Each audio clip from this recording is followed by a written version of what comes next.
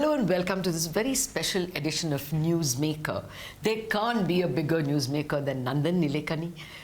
It was he who made digitalization a public good in India with the father of Aadhaar, can I call you, without making you feel too old?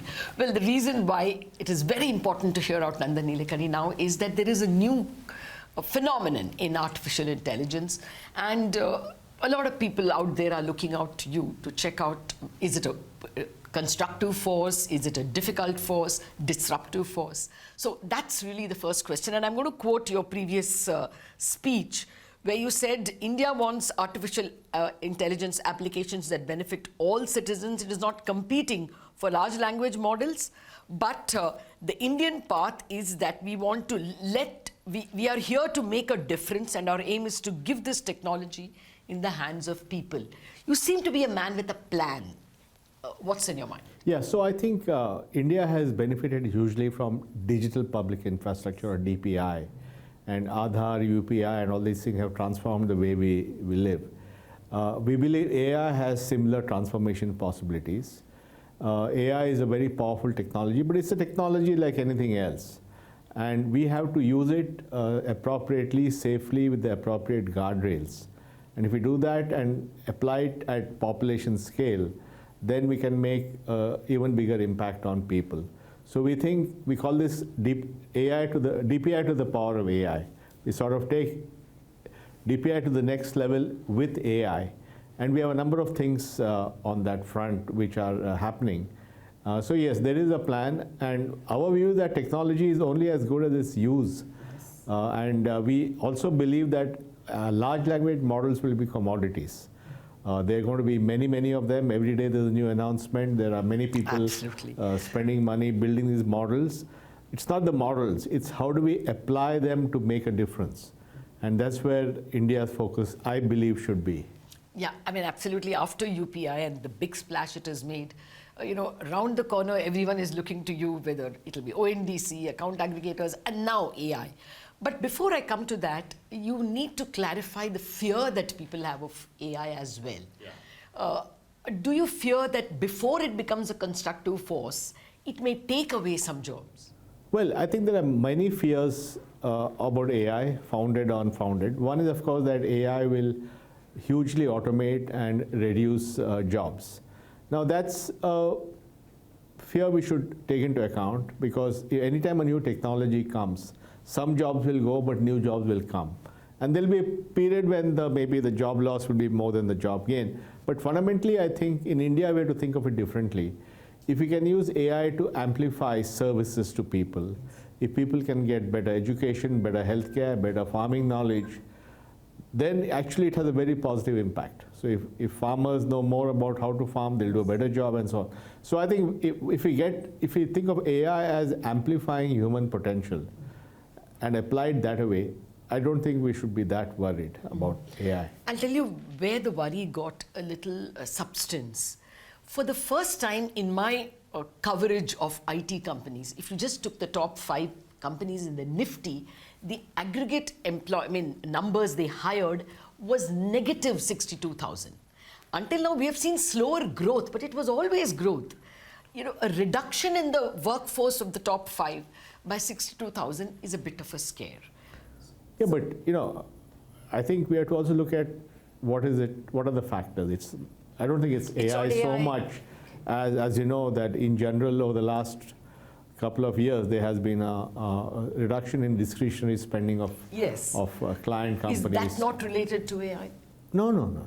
I don't think so at all. I think AI's impact on the enterprise is very low at this stage. It's still many years away from penetrating. So I think to explain the 62,000, it's a cyclical thing, not a secular thing of AI. It's because of uncertainty in the... In general, companies are spending less on discretionary things and stuff like that. But is there a worry that, this is a little away from AI, that Indian IT is losing to the GCCs? Because we are seeing global captive centers not let up at all. No, I think there's going to be a market for everyone. Okay. Okay, so that's not the big fear. And do you see the end of this uncertainty? Do you see people, I mean, are you just getting a sense of... No, I think everybody is waiting, and as we have seen in many conferences, there's so many things in play that we can't really know we can't exactly predict what's going to happen. Okay, to come back to AI, you said many applications. Are you already onboarded on anything by the government or by yourself? Yeah, so I'll give you a couple of examples. One is in the area of Indian language. I think India particularly will benefit from AI in language because we have 22 official languages and several hundred languages that we use, some only dialects and so on. So there's a lot of work going on. There's a government program called Bhashini, yes, which is there. And from my side, I've supported a group at IIT Madras. My family has supported a group at IIT Madras called AI4Bharat, which is building open source tools under the Bhashini framework in 22 Indian languages and making that available as a public good. So that is an example of AI as a digital public good. So idea being that if you have the data and models for Indian languages, then anyone can use that in their applications, be it a government application or even a private application. So one way of thinking of AI is, can there be a digital public good of AI? And Indian language, because it's non-competitive, everybody can use it. Yes. So that's one example of AI as a digital public good. Can you give more examples? That's exactly the conversation I want. So that is one category, which is building open source, open data models for different users and people can use. The second example is applying these things in education. So there are many experiments going on right now on applying AI to improve learning capabilities. Many states are looking at using AI on top of, again, existing digital infrastructure we have to improve children's ability to read or write or learn basic maths. So basic learning can also, we believe, be enhanced by AI because its ability to figure out a reason, what are the gaps in what you know or don't know, and then address those gaps through practice can make a difference. So we think there's a role for AI in education. Third example is, the government is using AI very well. I mean, in the PM Kisan project, there's a bot which actually helps farmers to figure out whether, what are they eligible for and so on. That's actually live as this moment. You can talk to the government agriculture ministry on that.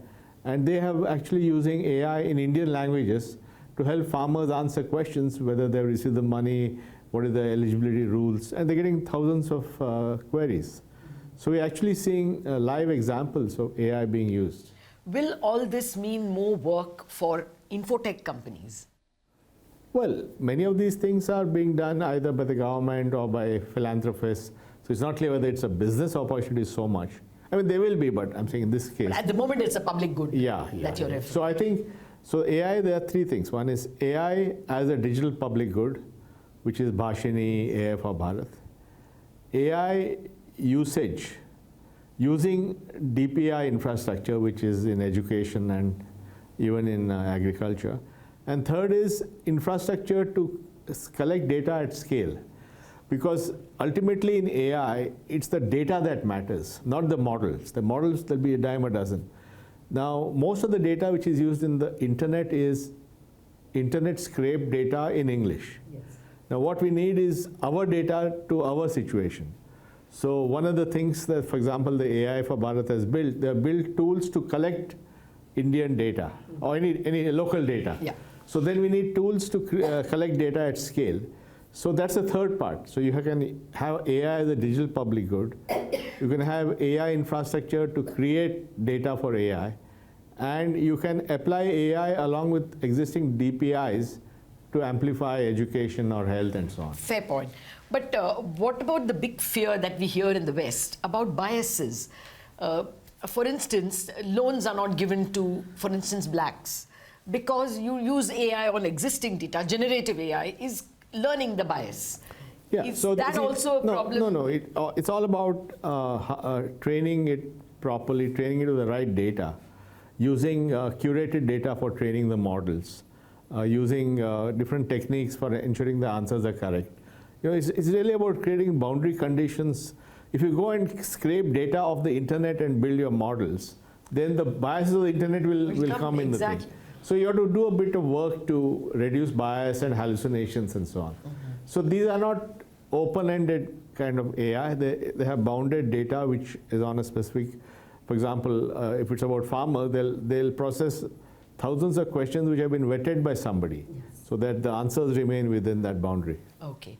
Do you see it coming into finance in any way? Oh, yeah. Insurance, loan giving, No, credit? I think Generative AI? credit assessment and all that, there'll be a big role for AI, whether generative or general AI. And AI will also come, for example, in NPCI and UPI, in that they have the UPI for feature phones, Hello UPI. Yes, yes. There they're using Indian language spoken command. So you can give a command and ask someone to transfer money to somebody else in Hindi or Tamil or whatever. So that's an example of extending the reach of payments into Indian languages spoken to the computer. Let me also come to the DPI, the digital public infrastructure as well. Are you happy with the progress made in account aggregators, and even for that matter, the later on applications of India Stack? We started off with gusto, but are you happy? Look at what has been achieved in the last. We have Aadhaar, 1.3 billion people, 80 million authentications a day. We have UPI, 350 million users, 14 billion transactions a month, 50 million merchants. You have DigiLocker, which has been built by Meti, which has close to 300 million users today with billions of documents. So all that is already at scale. Account aggregator also is scaling up, I believe, very well. And I think when you build these DPIs, there are lots of moving parts. And you have to get technology, regulation, markets, this, that. So you have to get all this together. So I think in the next few years, I think account aggregator will play a big role in general, but specifically on credit and personal finance management. For example, credit. Consumers can get credit with their own data. That's what we thought. Yeah, but it takes, these things take time. They don't, UPI was conceived in 2013. It took off only in 2016, COVID, 2017. Actually. So, these things takes years. Aadhaar was conceived in 2009. Yes. The big value came 7 years later. So, all these things take years and years to germinate, to marinate, and before they become. Yes. And suddenly, and one it is fine day something takes. So, I think A will be that in the next couple of years. What's your sense about this other big word which we still don't see in public infrastructure, blockchain? At one point, we thought its application is going to come in various places. Yeah, so what happened in the blockchain world is that... we only think of crypto when we think of blockchain. So blockchain technology is very useful, very powerful, because you can have a public blockchain, data is immutable, nobody can mess with it. Everybody has the same view, the single view of the data and so on. But I think two things happened in the blockchain world. One was it became a basis for saying we'll have our own currencies, right? So you have several thousand currencies from Bitcoin to Ether to all kinds of things, Solana, whatever. And then some of the ideological guys in that world said we will create currency without any authority. So then software became the authority. So they do all kinds of things. Yeah, all those algos will decide how many currencies. The algorithms. Yeah, algorithms, how much compute time, whatever. Now, one of the things that we have done is I've just launched a paper with Augustine Carstens of BIS called the Finternet. Okay. Launched it about 3-4 months back. And basically that's using cryptographic technology, but in the service of finance. Finance in a world which is regulated and proper. So you have all the business rules, be it anti-money laundering, this, that, whatever, FATF, all that. But below the hood, the transaction engine for that will use cryptography. So it combines the best of both. So that it is safe also. Yeah. So that Finternet paper was published by Augustine and myself on April 19th I'll send it to you. I'll send it to you. It's in Washington, and there's a lot of global interest in that idea, which is essentially using blockchain type technology, but in the service of people. Okay. Okay. Yeah, we were hoping one day it will mean you don't have to go through the dollar. You can exchange, make transactions without the intervention. But that's okay, another chapter altogether. Now, coming back to Finternet, which reminds me, are you happy with the progress that fintechs have made?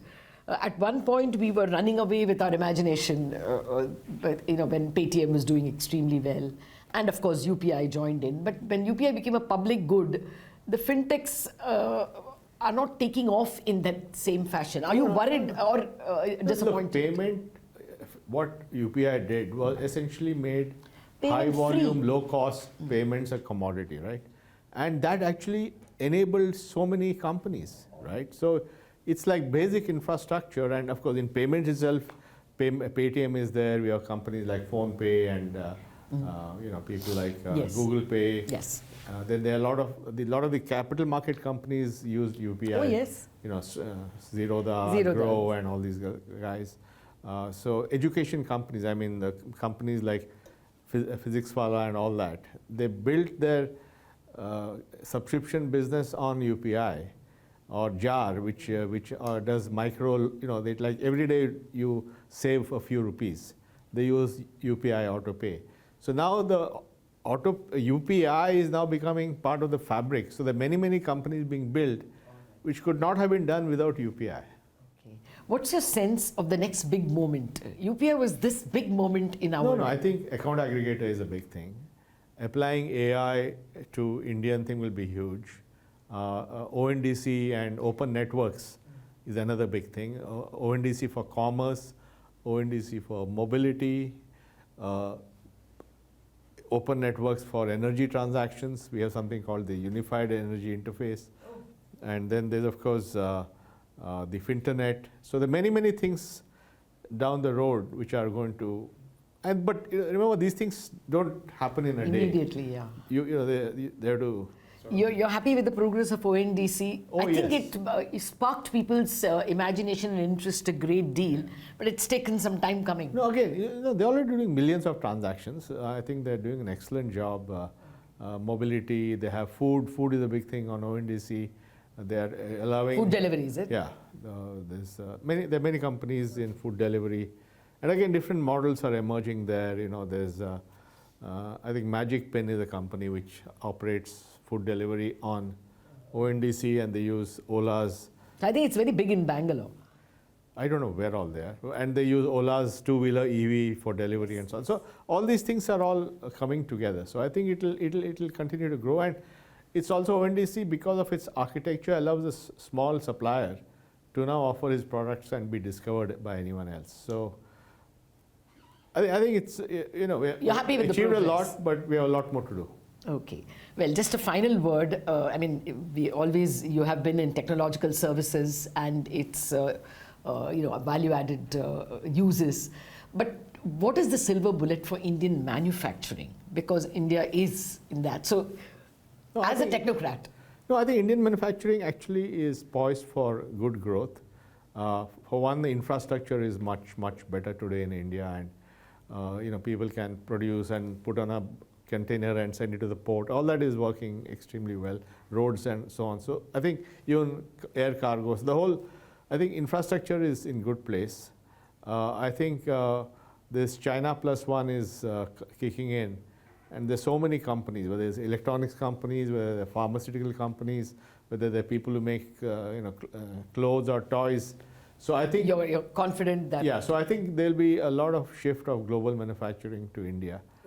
Yeah, I mean, it's not going to happen. Then the inevitable question is, what do you make of the services shift to India, the shift of middle office to India? No, services is huge. See, there is this fear, especially since every European and, elections, even in Asia, are throwing out the incumbents. There is this big fear of American elections as well. Tariffs and... yeah, but...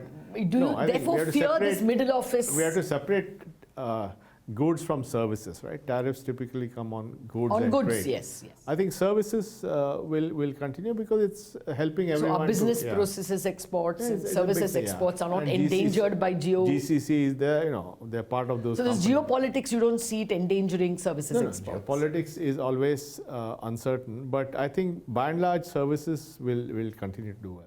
Okay, it's great when you say that. Thank you very much, Nandan Nilekani. Thank you, Lata. For your time. Thank you. Bye-bye.